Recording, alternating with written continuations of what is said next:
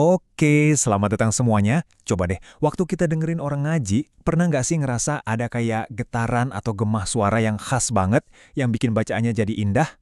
Nah, hari ini kita bakal bongkar rahasia di balik pantulan suara yang keren itu.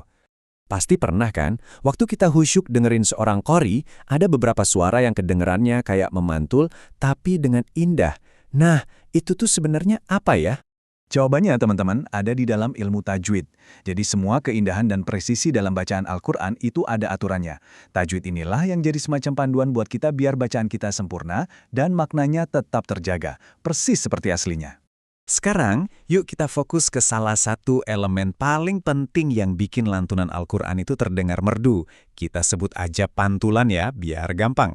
Anggap aja ini bukan aturan yang kaku, tapi lebih kayak kunci dari melodi bacaannya. Dalam ilmu tajwid, konsep ini namanya qalqalah. Arti harfiahnya itu getaran atau gerakan. Biar gampang ngebayanginnya, ini tuh kayak kita melempar bola ke dinding, terus bolanya memantul balik. Nah, suara pantulan di beberapa huruf itulah yang disebut qalqalah. Simpel kan? Jadi gimana sih cara kerjanya? Gini, ada 3 syarat utama. Pertama, harus ada pantulan suara yang jelas. Kedua, pantulan ini nggak berlaku buat semua huruf loh, cuma buat 5 huruf spesifik aja. Dan yang ketiga, ini yang paling penting, qalqalah cuma terjadi kalau huruf-huruf itu berharokat sukun alias mati, atau waktu kita berhenti di huruf itu di akhir ayat. Nah, sekarang waktunya kenalan sama para aktor utamanya nih. Siapa aja sih kelima huruf yang bisa menghasilkan suara pantulan indah ini? Tenang, ada cara super gampang buat ngapalinnya. Cukup ingat aja kalimat singkat ini. Baju di toko. Iya, sesimpel itu. Oke, sekarang kita bedah ya jembatan keledai baju di toko ini. Gampang banget, lihat deh tabelnya. Ba dari baju, itu untuk huruf ba. Ju-nya untuk huruf jim.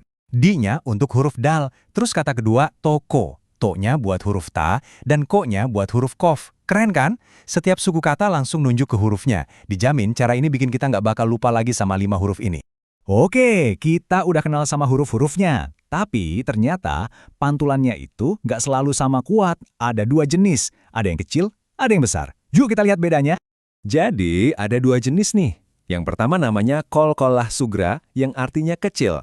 Pantulan ini terjadinya di tengah-tengah kata. Dia muncul karena hurufnya emang udah sukun dari sananya. Suaranya lebih ringan, lebih cepat. Nah, lawannya itu qalqalah kubra, yang artinya besar. Ini baru terjadi kalau huruf qalqalah ada di akhir kata, pas kita berhenti atau wakof. Karena kita berhenti, huruf itu jadi sukun. Dan pantulannya jauh lebih kuat, lebih jelas, dan lebih bergema. Kuncinya di posisi, tengah kata itu kecil, akhir kata itu besar. Oke, biar lebih jelas, kita dengerin contohnya. Ini buat qalqalah sugra, si pantulan kecil. Coba dengerin ya. Iqra. Nah, kedengeran nggak? Ada pantulan tipis di huruf qaf di tengah itu. Halus banget kan? Kenapa begitu? Ya karena huruf qaf di kata ikro itu posisinya di tengah dan emang harokat aslinya udah sukun. Makanya pantulannya jadi ringan dan cepat. Itulah ciri khas dari qalqalah sugro. Sekarang, coba kita bandingkan sama qalqalah kubro, si pantulan besar. Dengerin baik-baik ya waktu kita baca kata ini dan berhenti di ujungnya. Khalaqa. Beda banget kan? Gema di huruf qaf di akhir itu kerasa lebih mantap dan tebal. Nah, ini dia kuncinya. Huruf qaf di sini kan aslinya nggak sukun. Tapi karena kita sengaja berhenti atau waqaf di situ, aturannya huruf itu jadi dianggap sukun.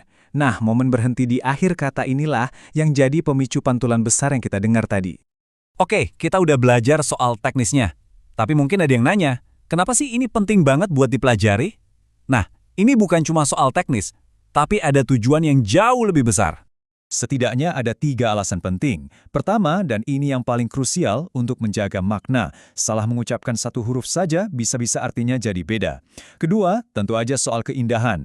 Qalqalah ini yang ngasih ritme dan melodi khas yang bikin bacaan Al-Quran itu enak didengar. Dan yang ketiga, ini adalah bagian dari tartil, yaitu seni membaca Al-Quran dengan benar, pelan dan merdu sesuai kaidahnya. Pesan ini ngerangkum semuanya dengan sempurna. Intinya, membaca Al-Quran itu bukan balapan. Ini soal ketenangan, ketepatan, dan keindahan, semuanya sesuai aturan tajwid. Ini adalah cara kita menghormati setiap firmannya. Jadi, sekarang teman-teman udah tahu nih rahasia di balik suara pantulan dalam Al-Quran. Pertanyaan buat kita semua, setelah ini, kalau kita dengerin lagi lantunan ayat suci, kira-kira lapisan keindahan apa lagi ya yang bakal kita temukan? Selamat mengeksplorasi lebih dalam lagi.